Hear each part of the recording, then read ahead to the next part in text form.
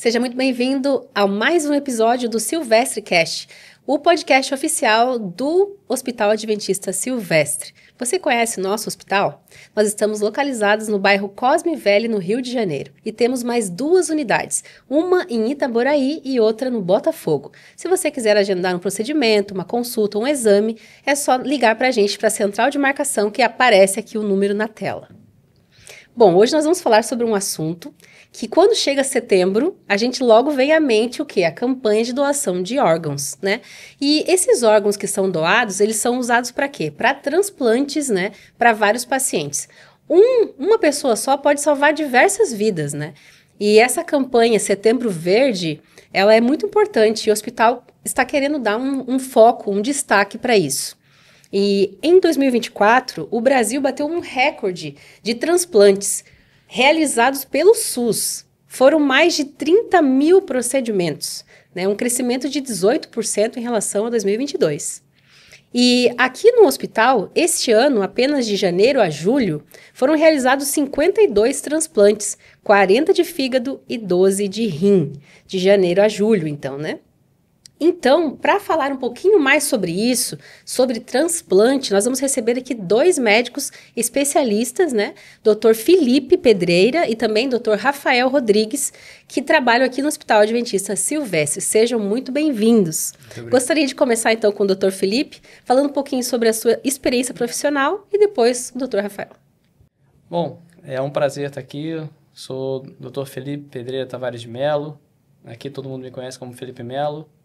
Cirurgião de transplante de órgãos abdominais, não sou jogador de futebol, né? Aqui no Silvestre, assim, é a nossa casa e é uma instituição muito importante no âmbito nacional de transplantes e no âmbito mundial. Tá? Nós temos aqui uma exponência grande no transplante de fígado. Esse hospital que já é referência no transplante de órgãos, sendo um dos principais centros nos últimos, pelo menos aí 10 anos, sendo 8 anos, nós estamos aqui entre primeiro e segundo do Brasil. Tá? Nossa equipe somada também, a gente consegue fazer, nos últimos 8 anos, temos feito acima de 200 transplantes ano. Esse é um número muito expressivo no âmbito mundial. Então, nós estamos aí já no ano passado, nós fomos o maior centro da América Latina em transplante de fígado. E transplante renal também é muito importante. São Paulo tem um centro maior de transplante, que é o maior do mundo, e no Brasil nós somos o segundo maior centro em transplantes intervivos, principalmente. Tá? Que isso é um avanço muito grande na questão do transplante renal. Dá um certo orgulho, né? Não sei vocês, mas eu me sinto orgulhosa, assim, eu fico orgulhosa. Sem dúvida. Pois é. E aqui com a gente também está o Dr. Rafael. O Dr. Rafael, vai se apresentar, né? Sim. A gente trabalha junto aí há algum tempo. Eu sou o Dr. Rafael Rodrigues, eu sou cirurgião formado pela equipe em uma outra instituição, mas sempre tive aqui, né, junto aqui à casa do Silvestre. Eu passei inúmeros momentos aqui, desde quando eu estava na minha formação na faculdade, eu tive a oportunidade de começar acompanhando a equipe aqui no Hospital Adventista Silvestre. Então, eu costumo brincar que eu já estou com eles aqui há mais ou menos 8 anos já, aqui permeando o espaço do Silvestre, acompanhando captações e implantes. Tive a oportunidade de fazer parte do meu internato de cirurgia aqui junto com a equipe. E aí, não só também gosto pelo transplante, mas como pela cirurgia pancreática, que também a equipe e o hospital são referências aqui, tanto no SUS quanto no particular, né, que é muito importante nos dias atuais. E aí agora me tornei, né, fellow de transplante da equipe. Então, tenho esse prazer de trabalhar junto a essa equipe que é referência e junto a esse hospital, essa instituição que é referência, né, no transplante não só hepático, como outros órgãos abdominais, como transplante de rim. E eu espero que a gente continue crescendo aqui para a gente poder aprender cada vez mais e trazer cada vez mais profissionais, né, para essa área que é uma área que realmente exige muito, demanda muito, mas é extremamente gratificante, né? Assim, é o que você falou, dá orgulhinho, né? Dá orgulho, dá né, bastante gente? orgulho de poder falar. Agora explica para quem não entende, tipo eu, o que seria um fellow que vocês falaram aqui. O fellow é uma nominação de uma pessoa que ela é formada em cirurgia geral e pretende fazer uma subespecialização, né, uma super especialização dentro de uma área específica. O transplante hoje ele não é uma área de conhecimento, na verdade, desculpa, ele é uma área de conhecimento, né? Mas ele não é uma graduação com residência. Então, você precisa fazer um acompanhamento de uma equipe para poder você aprender com aquela equipe e ter essa certificação a partir disso. Essa é mais ou menos a ideia do fellow de transplante. Não existe uma residência de transplante. Existem residências que você pode passar pelo transplante, mas para você fazer, né, trabalhar principalmente com isso, você precisa ter essa vivência do dia a dia. E é isso que essa equipe oferece, porque, obviamente, somos uma das maiores equipes da América Latina. Então, assim, vivência a gente tem bastante aqui. Então, basicamente, essa é a ideia do fellow. É estar ali acompanhando o dia a dia e aprender mais, né, em todos os momentos da captação, seja lá no ambulatório do Silvestre, como você citou, né, seja nas captações de órgãos e aqui dentro do centro cirúrgico e vivendo o dia a dia do paciente transplantado, que é um outro mundo, né? Interessante. Bom saber, né, que temos uma equipe tão boa assim, grande e que é referência, né? Sem dúvida. E agora, para começar, propriamente dita, a nossa pergunta, esse bate-papo, eu gostaria que vocês falassem para a gente um pouquinho sobre a importância da doação de órgãos. Eu sei que vocês já falaram sobre isso em vários outros programas e outros podcasts, e eu queria muito saber de vocês, vamos começar desse ponto. Qual que é a importância que vocês veem na doação de órgãos? Bom, para começar, a doação de órgãos ela é primordial para poder salvar vidas e também para poder melhorar vidas. A gente tem que sempre pensar que quando a gente fala em doação, a gente não fala em doação somente de quem tem morte encefálica, mas a gente fala do doador vivo também. Então é sempre muito importante lembrar. Então, assim, bancos de sangue só existem porque existe doação. Bancos de tecido só existem porque existe a doação. E o transplante de órgãos, seja ele por doador vivo ou por doador cadáver, só existe porque tem uma pessoa altruísta que doa. E no nosso âmbito aqui do transplante de órgãos abdominais, isso é muito importante, porque a gente fala realmente em situações que são salvadoras, né? Onde a gente consegue salvar muitas vidas com um gesto belíssimo que é o gesto de doação. De empatia, né?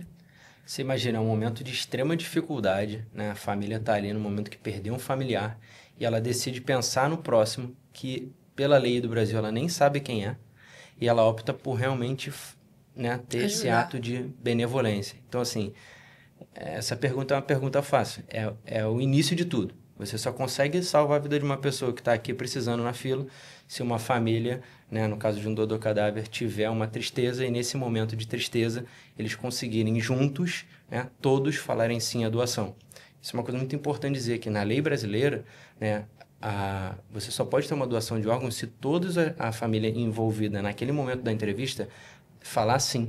Se um dos familiares se negar a doar, essa doação, o protocolo é finalizado, né? Não vai à frente. Então, toda a família precisa entender, né, que a pessoa gostaria realmente de doar e dar um sim no momento naquele momento de dor, de dificuldade, toda a família em conjunto precisa aceitar fazer a doação. Agora, quantos tipos de transplantes existem, né? Quais são os principais tipos no Brasil hoje? Bom, tipos de transplante são diversos, né? A gente tem transplante capilar, tem transplante de medula, tem transplante de córnea, tem transplante de órgãos abdominais, temos autotransplantes. Então, existem modalidades diversas de transplantes, né?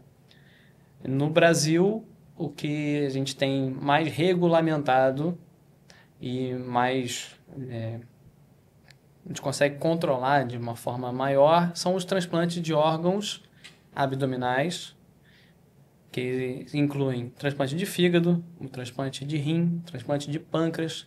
Agora está entrando também no rol o transplante de intestino e o transplante multivisceral, que são múltiplos órgãos abdominais. Temos transplante de coração, temos transplante de pulmão,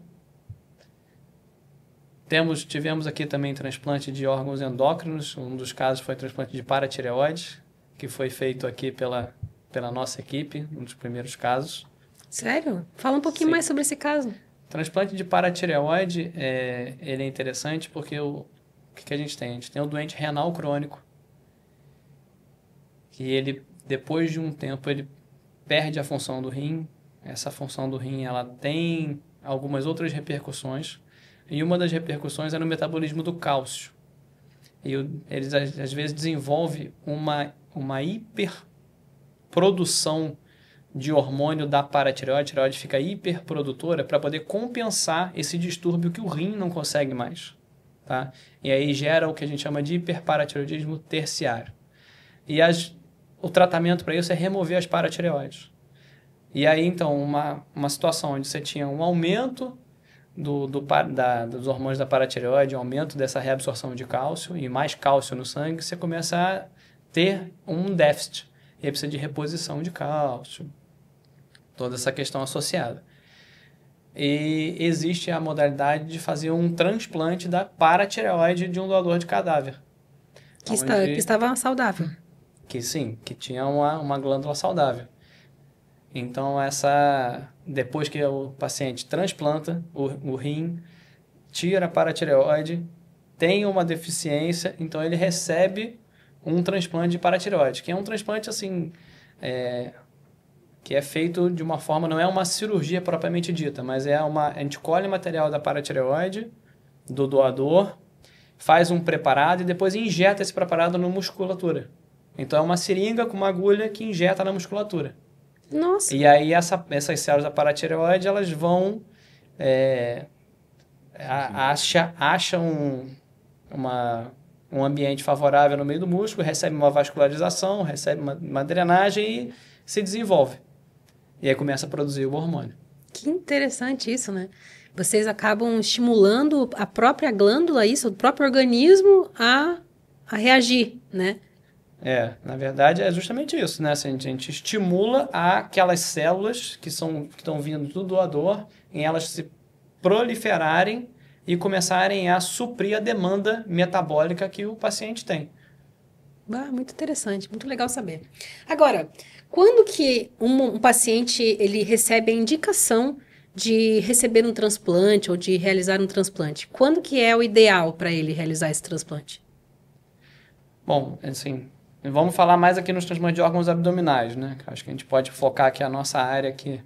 Então, basicamente o que a gente precisa é ter uma falência do órgão, e aí a partir da falência do órgão ele tem indicação de ou terapias de substituição, como é no caso do rim, tem a hemodiálise. Já no caso do fígado, a gente não tem nenhuma terapia substitutiva. Então, o transplante ele é realmente a chance do paciente. Uhum. Não tem a máquina de diálise para deixar ele mais tempo esperando aquilo. Então, o que a gente tem, indicação de transplante, na maioria das vezes, é uma falência do órgão.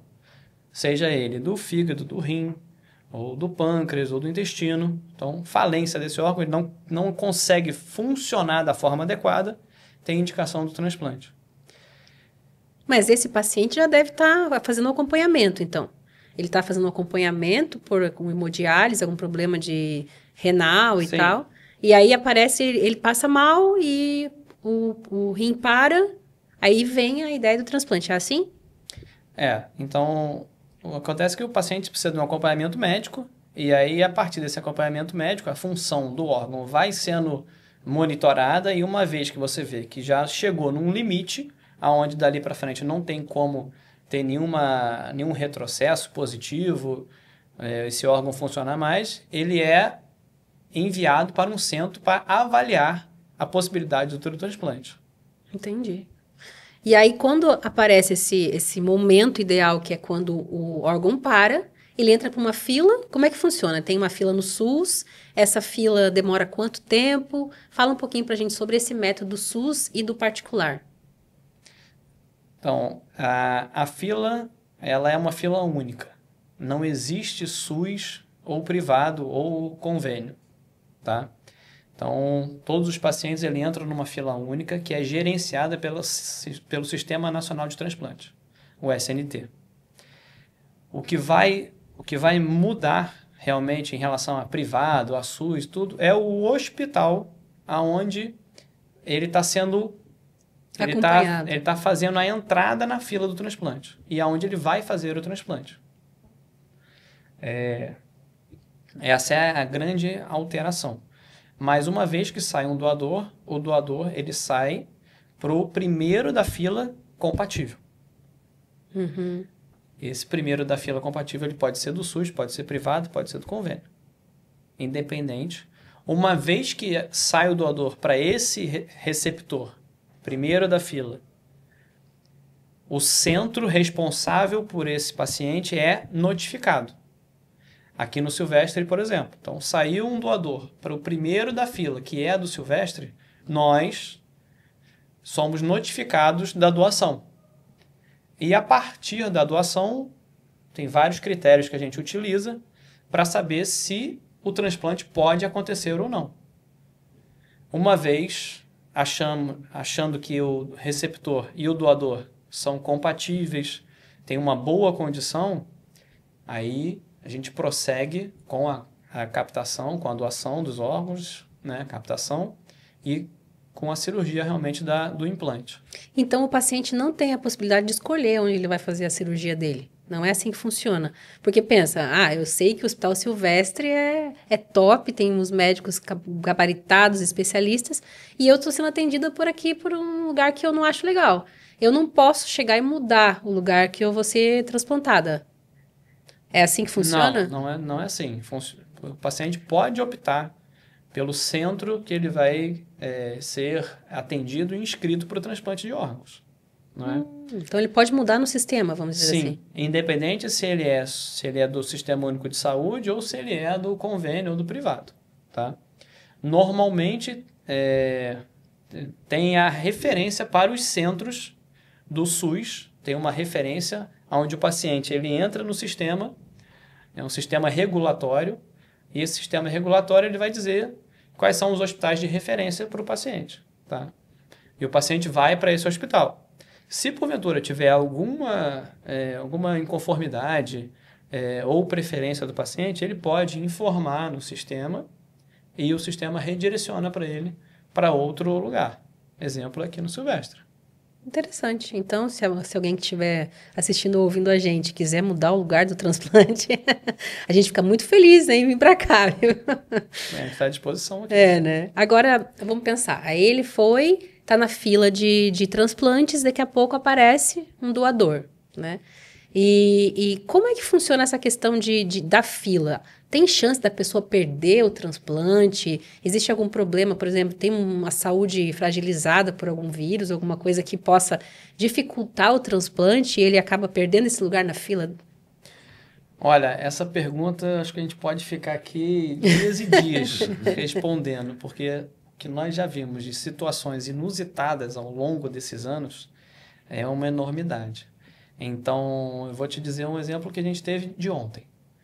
Ontem ranqueou um fígado para uma paciente nossa, tá?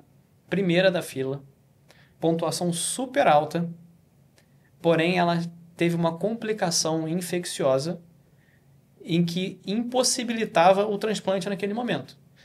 Ela teve uma infecção que estava assim, começando o tratamento de antibióticos, todo o curso de tratamento para essa infecção específica, e se a gente fizesse um transplante e imunossupressão, essa paciente provavelmente não ia tolerar. Então, apesar de ser a primeira da fila, apesar de ter recebido a oferta do doador, nós cancelamos a doação para ela e o transplante vai acontecer para o próximo da fila. Uhum. Então, essas são são condições do receptor. Aqui no Silvestre, a gente tem muito paciente de SUS. Nós temos muito pacientes que, às vezes, moram em algumas situações de difícil acesso. Ou tem pacientes que não tem telefone só no vizinho e não consegue atender o chamado no dia do transplante que recebe que o doador ranqueia para ele. Tá? Tem pacientes que não moram em comunidades, que tem toque de recolher, então assim, não conseguem sair numa determinada hora, então perdem aquela chance. Mas eles saem da fila, passam para baixo, continuam no primeiro lugar? Como é que funciona? Então, a fila, ela funciona por gravidade, falando no caso do fígado. Então, quanto mais grave o paciente, a pontuação que ele recebe, baseado nos exames de sangue dele, tem uma escala chamada de MELD, ela vai ser o paciente vai receber uma pontuação específica e aí ele vai ganhar um lugar na fila consequente a essa pontuação. Se porventura, no dia do transplante, ou o receptor ou o doador não forem compatíveis para o transplante, teve algum imprevisto, o paciente ele mantém a posição dele na fila, mas o órgão passa para o próximo. Mas a pontuação dele começa. O que pode acontecer é se hoje eu sou o primeiro da fila do grupo B, mas agora que daqui a 5 minutos tem um paciente que tem uma hepatite fulminante, que tem uma condição gravíssima e que recebe uma pontuação maior. Então, eu agora era primeiro da fila, daqui a 5 minutos eu sou o segundo, porque entrou uma pessoa mais grave. Então, isso é muito dinâmico. E o paciente, ele consegue. O Rafael sabe bem sobre isso, né? Ele consegue ver lá no Sistema Nacional de Transplantes a pontuação, como que está. Até nesse momento de muita repercussão em relação a essa fila de transplante, eu acho que é muito interessante a gente comentar sobre isso. A fila ela é dinâmica, né? Como o Dr. Felipe falou. E ela não é uma fila igual uma fila de mercado. Você entrou naquela posição, você vai permanecer naquela posição. Então, coisas acontecem. O paciente de cima pode falecer, você subir uma posição, você pode melhorar a qualidade do fígado e aí você perde um pouco de pontuação, né, nessa escala de MELD que o Dr. Felipe comentou. Então, é interessante a gente ver essas situações. O paciente pode se tornar esse segundo naquele momento, porque entrou um paciente de hepatite fulminante, esse paciente faleceu em 12 horas e ele volta a ser primeiro e sai um órgão 13 horas depois e ele recebeu o órgão. Entendeu? Então, assim, a fila é muito dinâmica e não é porque ninguém furou a fila de ninguém, é porque a pessoa ficou mais grave, então o sistema entende que a pessoa mais grave precisa daquele órgão primeiro para salvar. Depois que eu salvar a pessoa que ficou mais grave, eu posso salvar a segunda pessoa mais grave e assim eu vou decaindo na fila. Sucessivamente. Né? Então, assim, eu posso ter uma pontuação super alta e desenvolver uma infecção e eu fico inativo. Logo, eu estava em primeiro, saiu um órgão para mim, mas eu não posso receber. Então, realmente, a pessoa que está menos grave que eu vai receber o órgão. Mas o sistema entende que aquela pessoa receber aquele órgão naquele momento de infecção, talvez ela não aproveite o órgão que eu poderia estar salvando uma pessoa que está um pouco menos grave, mas que com certeza tem maior chance de sobrevida. Então, toda a fila, o entendimento da fila do transplante, ela é feito dessa forma. Quem vai se beneficiar mais daquele órgão baseado no momento clínico daquela pessoa. Então, essas pessoas podem estar ativas ou inativas na fila de acordo com o momento clínico. Você pensa, você vai imunossuprimir um paciente que está com uma infecção. Você vai dar a chance da infecção, né, acabar levando aquele paciente a um desfecho negativo. Então, assim, e é o que o Dr. Felipe falou, o paciente ele consegue verificar a posição na fila. E sim, o paciente pode ir para trás na fila, 5 posições para trás, se entrarem 5 pessoas na frente mais graves. Né? A fila é dinâmica. Então, lembrar que é uma doença crônica que ela pode em algum momento agudizar ou ela pode ir piorando gradativamente, descendo degrauzinho por degrauzinho, ou ela pode despencar. E aí realmente são esses quadros mais graves que o paciente ganha uma pontuação mais alta naquele momento. O paciente espera pelo transplante em casa ou como que funciona no hospital? Depende da gravidade clínica do paciente. Tem pacientes que são esses pacientes que estão mais em cima na fila que muitas vezes não conseguem ficar em casa porque eles precisam de um suporte, né, que só o hospital consegue dar.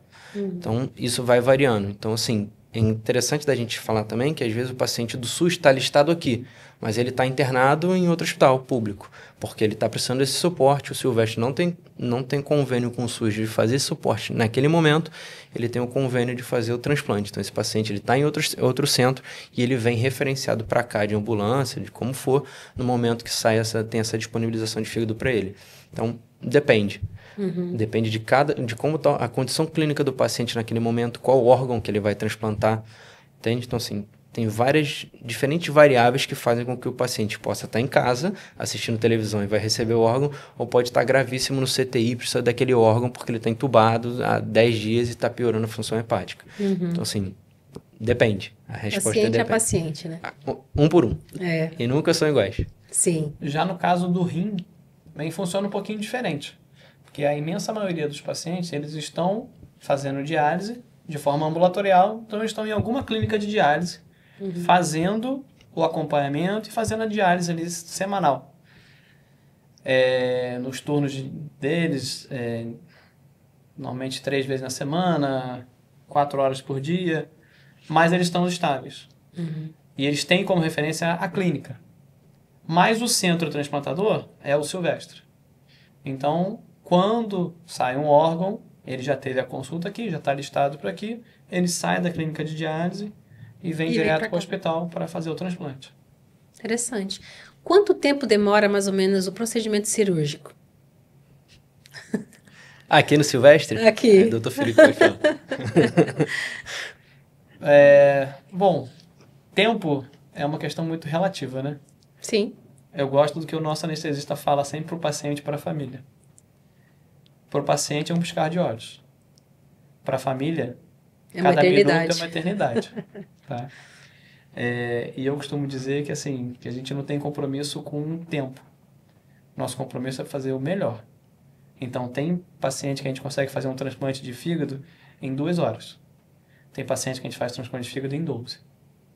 Então, é muito variável. A nossa média, hoje, no transplante de fígado, fica em torno de 3 horas. De 3 a 4 horas. Tá? E de rim? Já o transplante renal, como o Dr. Eduardo, nosso querido chefe, gosta de falar, esse nome até não é muito correto. Porque transplante significa troca. E o rim, a gente não tira o rim nativo. Né? A gente coloca um órgão extra para funcionar. Então, ele é somente um implante, não um transplante. Então, isso tende a diminuir bastante o tempo da cirurgia, porque não tem aquele tempo para remoção do órgão. Que no caso do fígado demora quase 1 hora para remover e mais 1 hora para colocar o outro novo. Né?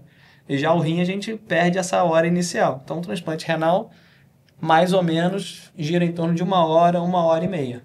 Tá, então vocês implantam um pedaço de um rim num... Não, é o rim todo. O rim todo. Isso, só que a gente não remove o rim do paciente, do receptor. Daí ficam os dois ali, um ativo e outro inativo. Ficam 3. pelo menos 3, né? Isso. Bah, que coisa, interessante. Mas existem casos de 4. Sim. O paciente pode ter transplantado, está num retransplante renal. Ele fica com 4 rins. 3 não funcionantes e 1 funcionante. Nossa. E aí não tem essa possibilidade de retirar o rim? Existe, mas na imensa maioria das vezes é desnecessário. Então, na medicina, a gente tem que primeiro não ferir. Então, a gente não faz uma cirurgia desnecessária para remover um órgão que não está trazendo nenhum prejuízo. Ele simplesmente não funciona mais. Entendi. Mas ele não é uma fonte de infecção, ele não tem nenhum risco de tumoração, nada disso. Então, não tem prejuízo ele ficar. Em alguns casos, que é a minoria, onde o rim está trazendo algum prejuízo, então o mais clássico são os casos aí de infecção recorrentes, onde tem pielonefrites graves, que fazem infecções, fazem abscessos no rim, a gente remove o rim. Outro caso frequente são a doença policística, que são rins que desenvolvem vários cistos enormes no rim, e às vezes eles ocupam o abdômen inteiro.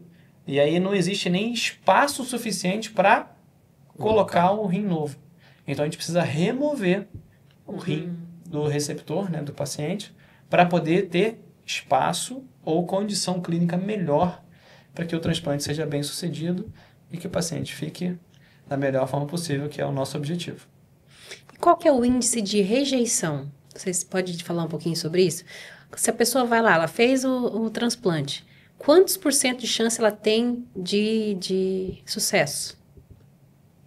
Rejeição também é uma questão bem direcionada para qual é o tipo de órgão e se o paciente tem alguma cirurgia, transfusão prévia, um transplante prévio, tudo isso influencia diretamente o nosso sistema imunológico.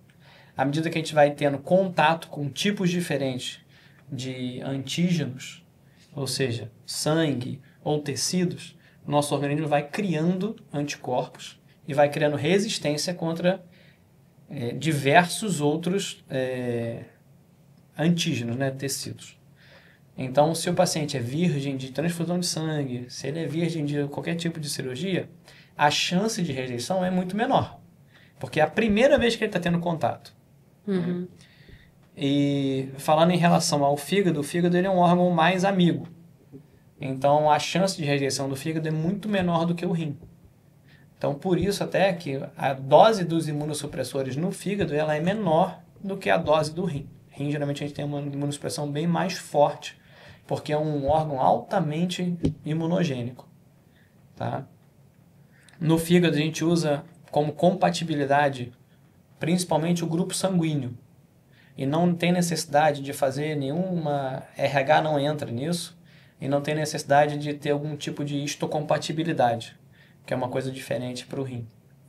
A única exceção é quando é um retransplante, quando é um paciente que já teve várias transfusões, tem muito tempo de internação, já teve outro transplante de órgão, tudo isso. Então ele começa a ter essa resistência, a gente faz um painel de anticorpos para ver quais são os específicos, aí faz a comparação com o doador para saber se ele pode ou não receber esse órgão. Já no rim, a gente usa um painel de histocompatibilidade. E aí é o grupo sanguíneo mais a histocompatibilidade. Isso daí muda também a questão do ranking, porque aí o ranking do rim é diferente, ele precisa estar compatível. E como a compatibilidade não é tão universal, não é tão grande, então isso às vezes acontece até situações mais inusitadas e que geram às vezes comentários, né? Então, não, eu estou no 50º lugar na fila, mas saiu um órgão para mim hoje. E o primeiro da fila está esperando há 3 anos. Então, muitas vezes é porque não tem a compatibilidade nesse painel específico que leva em consideração para não ter a N rejeição. questões. Né? Entendi. Bom, perdão por te cortar. Nada.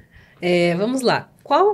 Quais cuidados esse paciente precisa ter pelo resto da vida, né, depois de ser transplantado? Então, é um medo, quem sabe, que a pessoa de casa tá sentindo. Eu vou fazer um transplante, mas minha vida vai mudar depois disso, né? Que tipo de cuidado esse paciente vai precisar ter? Na verdade, assim, é importante a gente dizer que os primeiros meses depois do transplante são meses que exigem um cuidado maior por conta da maior imunossupressão. A gente vai ter um sistema imune um pouco mais deprimido, então a gente precisa de um cuidado maior. Principalmente, usar máscara, vai ter que ter alguns cuidados com a alimentação, não podem comer alimentos crus, contato com animal de estimação, por exemplo, gato, cachorro. Esses animais são animais que, para a gente, pacientes que não são imunossuprimidos, eles não trazem nenhum problema. Porque às vezes eles passam algum agente infeccioso para a gente, o nosso sistema imune ele consegue depletar aquele agente, né, tranquilamente. Mas o paciente imunossuprimido, que está com uma imunossupressão um pouco maior naqueles primeiros meses do pós-transplante, ele não vai ter tanta facilidade assim de lutar contra o agente que antes não era tão, né, importante naquele meio ambiente. Então, esses são os principais cuidados e nos principais, né, primeiros meses. Por exemplo, a gente tem muito paciente que mora em Friburgo, por exemplo, e toma água de nascente. Esse paciente não pode mais tomar água de nascente por um tempo, enquanto está em ajuste de imunossupressão, por conta desses agentes patogênicos que podem ser consumidos, né, e que para pacientes normais não fazem tanta diferença, mas que para ele faz. Mas, posteriormente, esse paciente tem uma vida quase normal, até ser normal, né? Claro, é uma cirurgia grande. O transplante ele envolve várias questões, né? Não só a imunossupressão, mas como também o pós-operatório de uma cirurgia grande em um paciente que não tem um sistema imunológico, né, muito bem desenvolvido por conta dos imunossupressores. Então, ele tem que ter cuidado com a atividade física, né? Ele tem que ter cuidado com animais, com alimentação, isso tudo, num primeiro momento. Depois a gente tem pacientes aqui de 5, 10 anos de transplante que você não consegue nem dizer que o paciente foi transplantado, porque não tem nenhuma ou quase zero restrição, porque ele já diminuiu tanto a imunossupressão, né? E o organismo dele está tão acostumado já com aquele órgão que ele já consegue ter uma vida 99% normal. É claro, tem a obrigação de tomar um remédio todo dia, né? Assim como o paciente hipertenso, diabético, tem essa obrigação. Mas na maior parte dos casos, depois dos primeiros 2 anos, esse paciente está com a vida 99% normal. E agora, vocês que estão trabalhando aqui há mais de 8 anos, 10 anos, né? Você já deve ter acompanhado muitos casos interessantes de pacientes que chegaram aqui, né, e foram transplantados e tiveram uma recuperação surpreendente. Eu gostaria de conversar com vocês, perguntar especificamente sobre isso, né? Tem alguma história que vem à mente, né, quando você fala em transplante que marcou? Olha, são tantas. Um só. São muitas e muitas e muitas e muitas. Agora, recentemente, ontem, a gente até recebeu uma carta de agradecimento de uma paciente que estava morta. Tá? E a gente conseguiu trazer ela de volta. Paciente... São os casos mais dramáticos que a gente tem no transplante de fígado. É quando existe uma entidade clínica chamada hepatite fulminante. Hepatite fulminante, ela funciona assim. O fígado ele é agredido de uma forma tão intensa e tão rápida que ele não tem tempo de cicatrizar. Porque o fígado, esse é conhecimento geral, né? Esse órgão é um órgão maravilhoso, que ele consegue se regenerar de uma forma assim extraordinária. Mas na hepatite fulminante, isso não dá tempo. Porque a agressão ela é tão rápida e forte, importante naquele momento, que o fígado inteiro para de funcionar. E quando o fígado para de funcionar, vários outros sistemas e órgãos eles vão sendo depreciados dessa forma. Então, a única forma que a gente tem do paciente sair é com um transplante. E esse transplante ele pode acontecer de diversas formas. Mas o que acontece nesse caso especificamente? Voltando aqui. A paciente estava numa situação clínica com o fígado tão ruim, tão inflamado, causando tanto prejuízo, que nós optamos por fazer uma cirurgia, que é uma cirurgia heróica. Tá? Que é para poder cessar essa inflamação, essa tempestade de mediadores inflamatórios que causam alteração de todo o corpo, que o fígado produz isso, machucado. A gente fez uma cirurgia que a gente tirou o fígado da paciente. Deixou a paciente sem fígado. E depois curaram o fígado. Deixou o paciente... Não, a gente tira a paciente, porque assim, se o fígado não sair, até um determinado momento, a paciente evolui com uma situação cerebral, um edema cerebral tão grande, que faz uma hérnia e aí morre. Então, assim, 100% de óbito, uma vez que o cérebro já está nessa situação. Então, essa última paciente, ela chegou quase nesse estágio.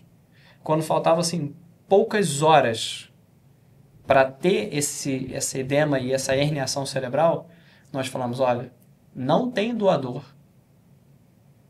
mas se não for agora, ela vai morrer. É tudo ou nada.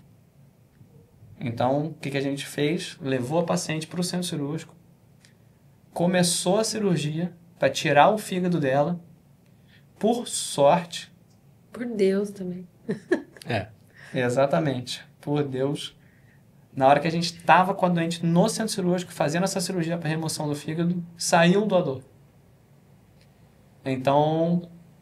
Foi um verdadeiro milagre. Aí a equipe dividiu, então metade ficou na cirurgia, a outra metade saiu para captar, para fazer a cirurgia. A gente tirou o fígado dela e ficou no centro cirúrgico esperando, com ela no centro cirúrgico sem fígado, esperando a equipe ir se deslocar para outro hospital, fazer a cirurgia do doador, trazer o fígado, preparar o fígado para a gente colocar. Então foi um procedimento que assim, a gente tirou o fígado e ficou esperando quase 12 horas.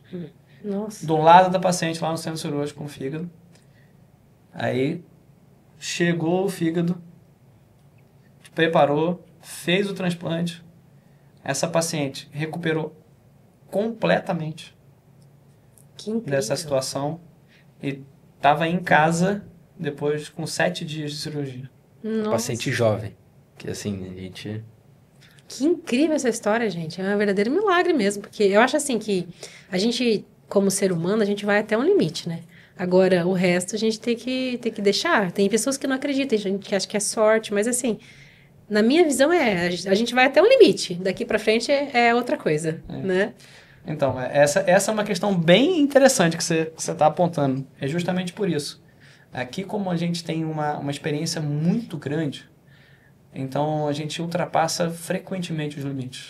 É. Do que se né, das questões aí importantes. Então, assim, existem muitos centros no mundo que não teriam tido essa conduta porque existe uma chance muito grande de mortalidade.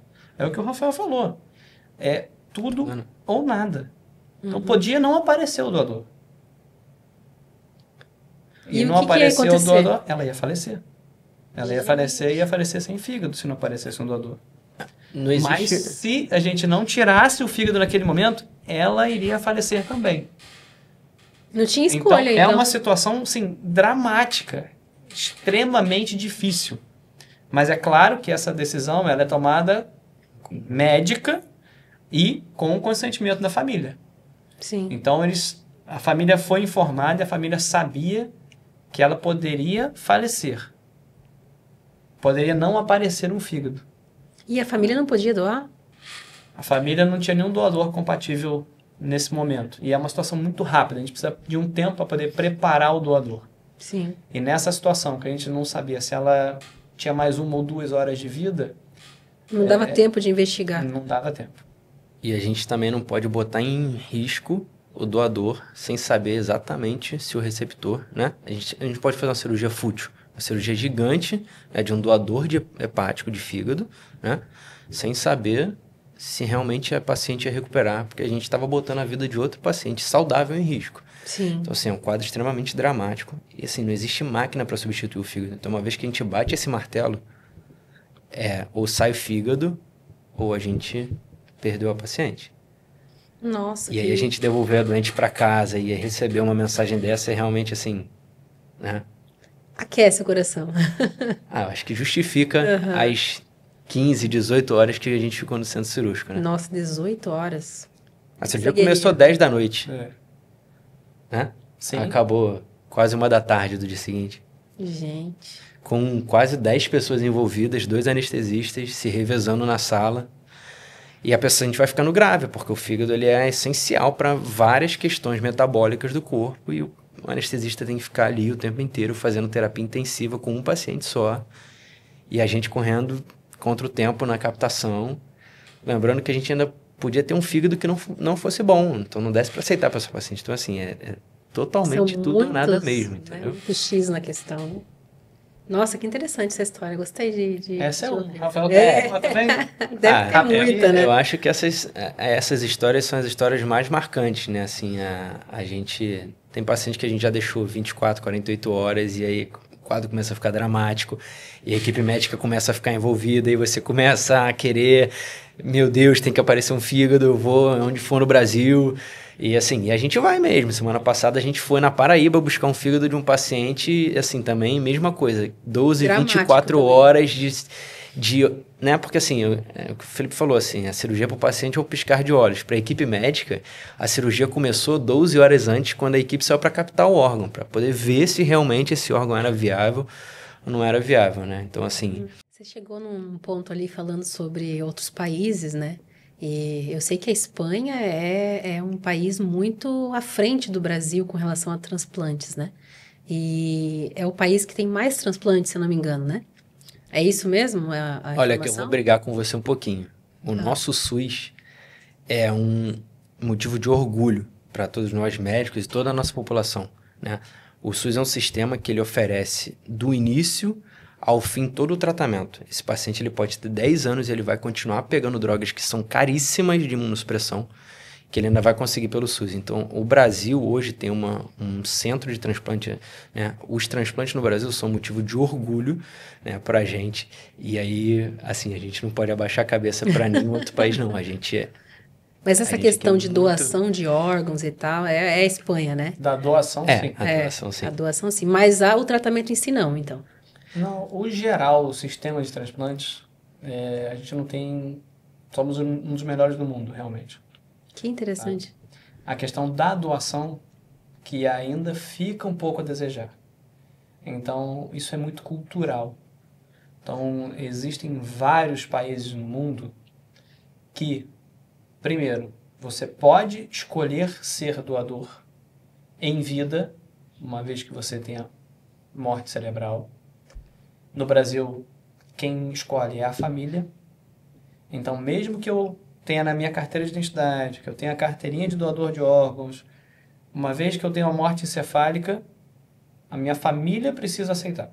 Se a família não aceitar a doação, não ocorre. Tá? E essa pessoa que é o possível doador, precisa ter como que eu vou dizer isso? Ela precisa ser totalmente saudável para doar? Por exemplo, eu tenho uma doença em um órgão, mas eu quero doar outro. Depende da doença, sim. Dificilmente hoje, né, assim, tirando os jovens de acidentes, né, falecem e tem uma morte encefálica e não tem nenhuma outra comorbidade. Então, sim, existem várias comorbidades, mas precisam ser comorbidades que não tenham nenhuma contraindicação ao transplante do órgão específico.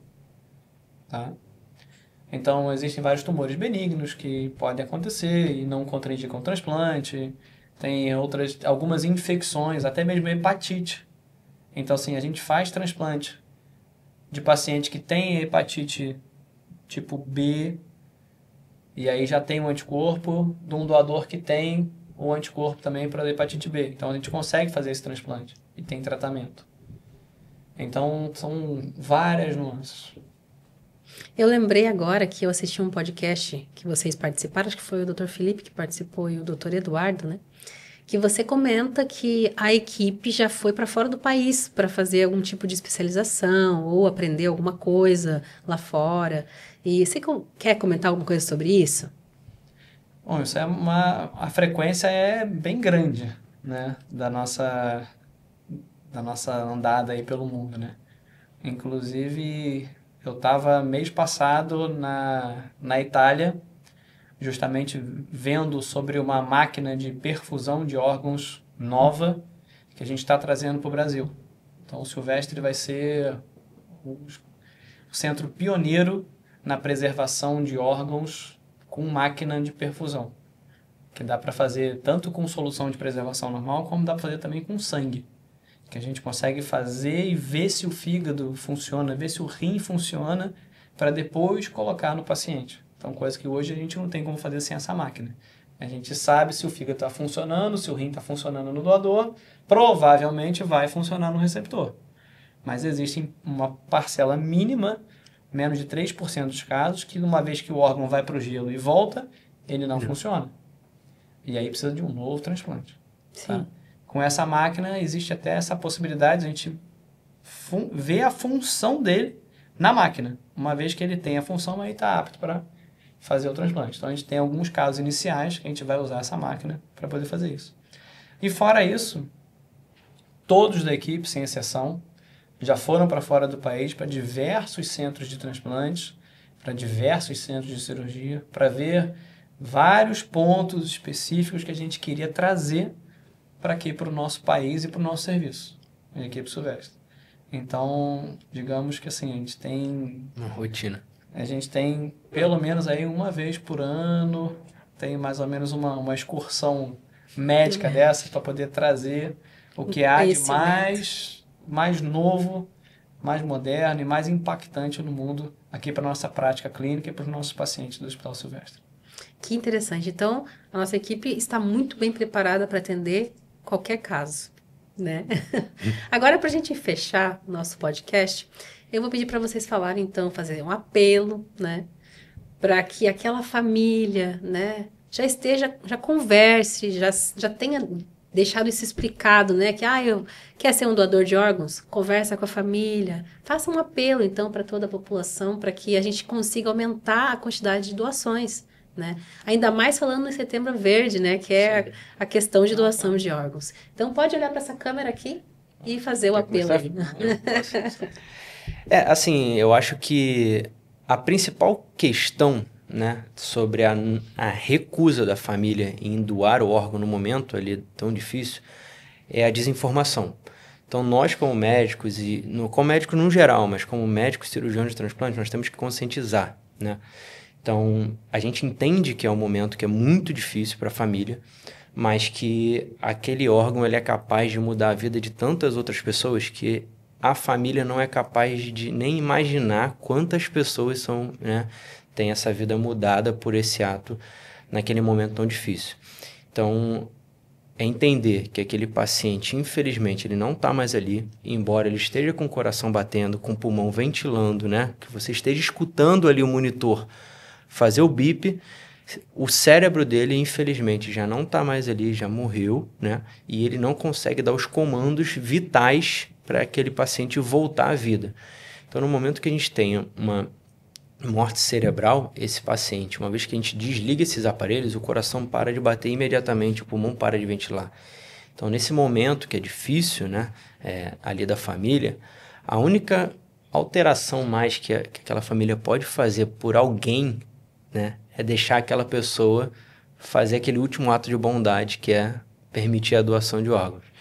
Então, eu acho que a doação é um ato que, no momento de extrema dificuldade, a família consegue fechar o olho e imaginar aquele ente querido fazendo o último ato de bondade, né, que eu tenho certeza que a pessoa era de costume, né, do familiar, e a família consegue lembrar daqueles atos e permitir, através de um sim, mudar a vida de tantas outras pessoas que estão entubadas no CTI, estão numa clínica de diálise, estão sem enxergar, né? Estão precisando de uma parte, um tecido, um osso para poder ter uma melhora expressiva da qualidade de vida. Então, assim, acho que a doação é o início do transplante, é o início de tudo, e um sim consegue mudar a vida de muitas outras pessoas. Aqui como médicos, mas como pessoas também, como seres humanos, nós temos a obrigação de fazer o bem nesse mundo. E a doação de órgãos, ela realmente precisa ter esse conceito, né? É fazer o bem sem pensar a quem. Então, dizer o sim na hora da doação de órgãos, ela traz um benefício tão grande para um número imenso de pessoas. E uma vez que a situação do Brasil, assim, ela é muito certa, muito pautada. O diagnóstico de morte encefálica, ele é muito correto e ele é inquestionável. Então, uma vez que a pessoa não está mais ali, que ela está respirando, que ela está batendo com ajuda de aparelhos, então a gente pode pensar nessa doação com segurança e ter certeza de que nem que seja um pedacinho da pessoa, do nosso ente querido, mas que ele vai continuar vivo, mas vai continuar vivo fazendo a diferença e resgatando muitas pessoas que poderiam estar condenadas à morte. Então, a doação, ela é extremamente importante e eu acho que todos nós devemos pensar sobre isso, comentar com a nossa família, justamente para se, porventura, um dia fatídico acontecer, que os nossos entes queridos possam respeitar a vontade da doação e ter justamente esse gesto aí de bondade com o próximo. Muito obrigada, então, Dr. Rafael, Dr. Felipe, pela participação no podcast de hoje. Foi muito legal, muito instrutivo. E com certeza você de casa também gostou do podcast de hoje. Muito obrigada pela sua companhia. E se fez sentido para você, compartilhe esse conteúdo com seus amigos e familiares. E não esqueça de curtir esse vídeo e se inscrever no nosso canal do YouTube. Até o nosso próximo episódio. Até lá!